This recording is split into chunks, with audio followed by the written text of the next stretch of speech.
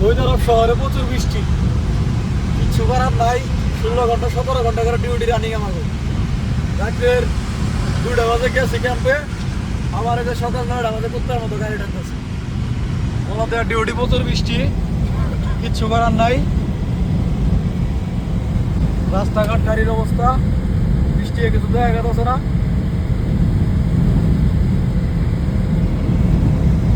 এই যে আমরা দুই ড্রাইভার খুব সুতনের ওপর আছি, আরো 2টা আছে সাইডে বইরা রয়েছে, এই 2টা আপনাকে লাগা পড়বো।